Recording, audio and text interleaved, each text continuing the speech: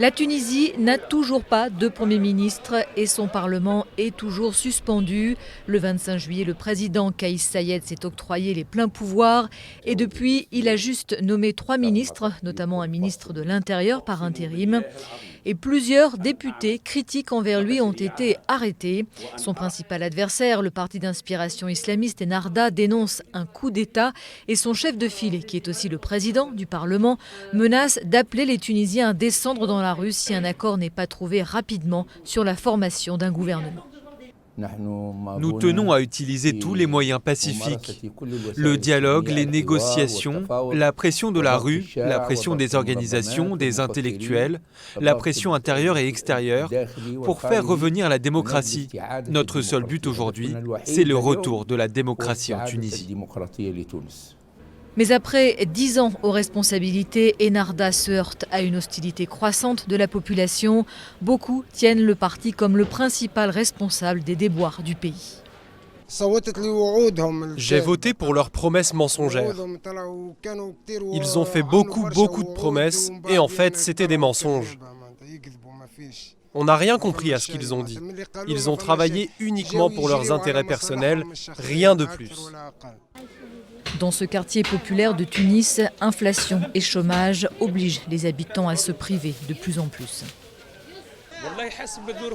Les conditions de vie sont difficiles. Depuis la Révolution jusqu'à maintenant, les gens n'y arrivent plus. Même si nous vendons la viande à bas prix, ce marché n'est pas cher et même dans ce marché pas cher, les gens n'y arrivent pas. À une crise économique et sociale déjà profonde s'est greffée la crise sanitaire particulièrement meurtrière en Tunisie, ce qui a provoqué la colère de la population qui dénonce l'incompétence de l'ancien gouvernement et d'une assemblée accaparée par ses luttes intestines.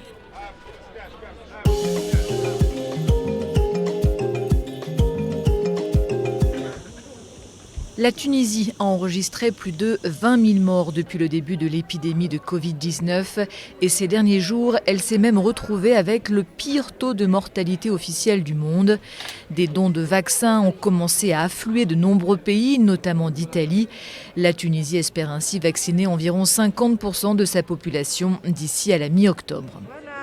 Arrivée massive de vaccins également au Nigeria, 4 millions de doses expédiées par les États-Unis. Une troisième vague due au variant Delta menace le pays alors que les médecins y ont entamé une grève pour dénoncer le non-paiement d'arriérés de salaire et le manque de moyens dans les hôpitaux. Au Maroc, le couvre-feu a été élargi et les déplacements restreints pour enrayer la flambée des contaminations. Dans l'ensemble de l'Afrique, le taux de mortalité a atteint son plus haut niveau depuis le début de la pandémie. Les chiffres officiels font état de 1000 morts par jour, mais ils sont bien en deçà de la réalité, selon l'OMS. Longtemps relativement épargné, le Sénégal est lui aussi désormais durement touché. Dans les cimetières de Dakar, il n'y a jamais eu autant d'enterrements. Nous, en une semaine, on faisait 6 à 7 enterrements. Et actuellement, en une seule journée, on peut faire 6 à 7. Cette troisième vague, on l'a subie vraiment de plein fouet. Les hôpitaux de la capitale sénégalaise sont saturés. Dans celui de Fann, au service des urgences, tous les lits équipés d'oxygène sont occupés. Nous recevons quand même pas mal de patients qui nous viennent d'autres hôpitaux. Mais malheureusement, toujours c'est la même situation. Donc, on refuse. Pas parce qu'on ne veut pas les prendre, mais on n'a pas là où les mettre pour pouvoir les prendre en charge. La vaccination s'accélère au Sénégal, mais fin juillet, un peu plus de 700 000 personnes seulement avaient été vaccinées sur une population de plus de 16 millions d'habitants.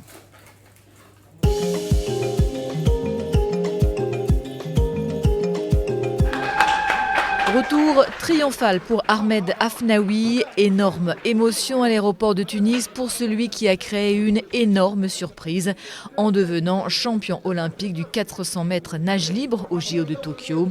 À seulement 18 ans, il offre à son pays la 5e médaille d'or de son histoire. Cette année, il avait mis le lycée entre parenthèses pour s'entraîner dans la seule piscine olympique du pays avec des moyens modestes attribués par la Fédération tunisienne de natation. Ça me fait plaisir de voir que toute la Tunisie est fière de moi. Mon but, c'est de faire honneur au drapeau national et de le hisser au plus haut niveau. Ahmed Afnaoui rejoint dans l'histoire sportive de la Tunisie son compatriote Oussama Melouli, médaillé d'or en natation à Pékin et à Londres.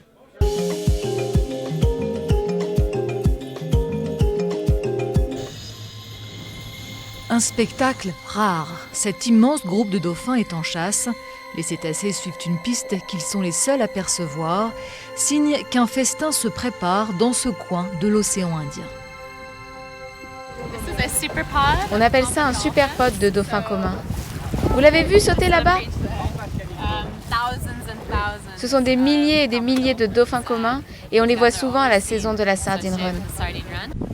La Sardine Run, c'est la migration annuelle d'un immense banc de millions de sardines sur la côte est de l'Afrique du Sud.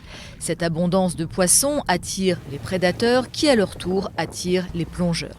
Après plusieurs heures en mer, ceux-là trouvent enfin ce qu'ils sont venus chercher, la même chose que ces oiseaux, des fous du Cap. Des sardines regroupées en ce qu'on appelle une boule d'appât qui a été arrachée au banc principal long de plusieurs kilomètres et qui est encerclée et guidée des profondeurs vers la surface par ces dauphins. Le festin peut commencer, une véritable chorégraphie née d'une coopération entre prédateurs. Les sardines essaient toujours de retourner vers le fond pour se protéger. Elles vont vers le bas et c'est là que les requins interviennent. Ils sont en dessous et leur bloquent la route. Donc on a les requins en bas et les dauphins autour. Vous voyez ces dauphins là-bas en train de sauter? C'est pour empêcher les sardines de s'enfuir. Enfin, le dernier invité au banquet fait son entrée. Face à une poignée de spectateurs privilégiés qui gardent leur distance, le requin sombre, c'est son nom, se jette dans la mêlée. C'est la panique chez les sardines, mais la fuite est sans espoir, elles sont décimées en quelques minutes.